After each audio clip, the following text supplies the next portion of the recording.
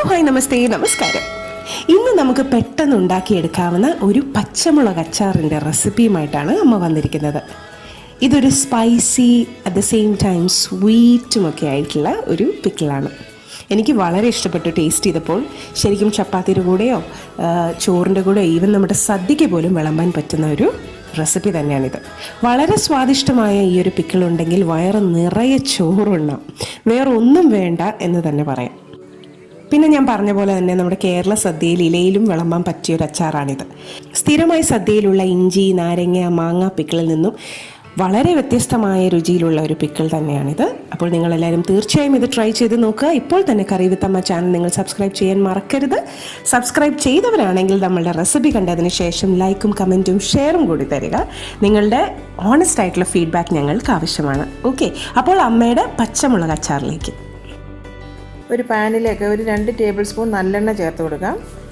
കൂടുതൽ ദിവസമൊക്കെ വെക്കാനുള്ള ഉദ്ദേശത്തിലാണെങ്കിൽ നല്ലെണ്ണ ആയിരിക്കും നല്ലത്. അതല്ല സദ്യക്കൊക്കെ തയ്യാറാക്കാനാണെങ്കിൽ വെളിച്ചെണ്ണയിൽ വേണമെങ്കിൽ ചെയ്തെടുത്താലും മതിയാകും, കുഴപ്പമില്ല. എണ്ണ നന്നായിട്ട് ചൂടായി വന്നാൽ 1 ടീസ്പൂൺ കടുകിട്ട് നന്നായിട്ടത് പൊട്ടിക്കാം. ഇനി അതിലോട്ട് ഒരു നുള്ള് ഉലുവ ചേർത്ത് കൊടുക്കാം.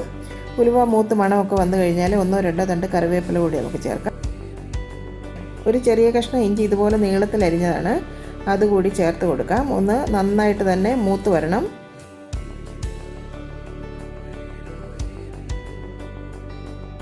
ഇനി അതിലോട്ട് ഒരു 150 ഗ്രാം പച്ചമുളക് എടുത്തിട്ടുണ്ട്.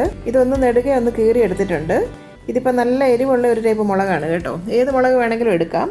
ഇത് ഞെട്ടോട് കൂടി തന്നെ ഇതിലേക്ക് ചേർത്ത് കൊടുക്കാം. ഇതിപ്പോൾ നമ്മൾ സദ്യയ്ക്ക് വിളമ്പാനായിട്ടാണ് തയ്യാറാക്കുന്നതെങ്കിൽ ഇലയിലൊക്കെ വിളമ്പാനുള്ള സൗകര്യം അനുസരിച്ച് മുളകൊന്ന് ചെറുതായിട്ട് വട്ടത്തിൽ അരിഞ്ഞെടുത്തിട്ട് അച്ചാർ തയ്യാറാക്കിയാൽ മതിയാകും. ഇതിപ്പോൾ ഏകദേശം ഒരു 35 പച്ചമുളകുണ്ട് കേട്ടോ. ഇതാ എണ്ണയിൽ കിടന്ന് നന്നായിട്ടൊന്ന് വഴണ്ടി വരണം. ഇനി അതിലേക്ക് ആവശ്യത്തിനുള്ള ഉപ്പ് കൂടി ചേർത്ത് കൊടുക്കാം. വീണ്ടും നന്നായിട്ട് വഴറ്റിയെടുക്കാം.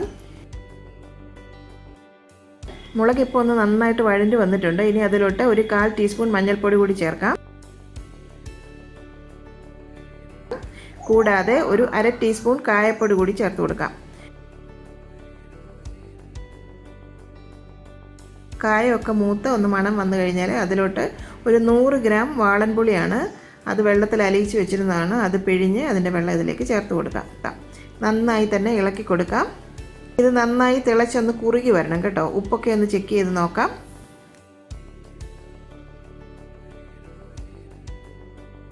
ഇനി അതിലോട്ട് ഒരു 100 ഗ്രാം ശർക്കര ചീകി എടുത്തതാണ്, അതുകൂടി ചേർക്കാം. അഴുക്കൊക്കെയുള്ള ശർക്കരയാണെങ്കിൽ ഒന്ന് ഉരുക്കി അരിച്ച് ചേർക്കണം കേട്ടോ. നന്നായി ഒന്ന് തിളച്ച് വറ്റി കിട്ടണം.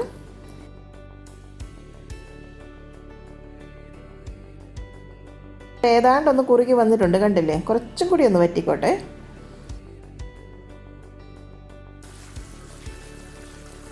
ഒരു കുറുകിയ പരുവത്തിലിരിക്കുന്നതായിരിക്കും നല്ലത്. അവസാനമായിട്ട് ഒരു 4 ടേബിൾ സ്പൂൺ വിനീഗർ കൂടി ഞാൻ ചേർത്ത് കൊടുക്കുന്നുണ്ട്. നമ്മൾ കൂടുതലിട്ട് തിളപ്പിക്കേണ്ട ആവശ്യമില്ല, നമുക്ക് ഫ്ലെയിം ഓഫ് ചെയ്യാം കേട്ടോ. ഇനി സദ്യക്കൊക്കെയാണ് നിങ്ങൾ ഈ അച്ചാർ തയ്യാറാക്കുന്നതെങ്കിൽ വിനീഗർ ആഡ് ചെയ്യേണ്ട ആവശ്യമില്ല. കാരണം ഒരാഴ്ചയൊക്കെ തന്നെ ഇത് ഒട്ടും കേടുകൂടാതെ തന്നെ ഇരിക്കും. കൂടുതൽ ദിവസങ്ങൾ കേടുകൂടാതിരിക്കാൻ വേണ്ടിയിട്ടാണ് നമ്മൾ വിനീഗർ ആഡ് ചെയ്യുന്നത്. തന്നെയല്ല, സദ്യക്കൊക്കെ തയ്യാറാക്കുമ്പോൾ നമ്മൾ വിനീഗറൊന്നും ആഡ് ചെയ്ത് പാകം ചെയ്യാറുമില്ല. ഇനി അത് നന്നായിട്ട് ഇളക്കിയെടുത്ത് ആറിയതിന് ശേഷം കുപ്പിയിലേക്ക് ആക്കി സൂക്ഷിക്കാം.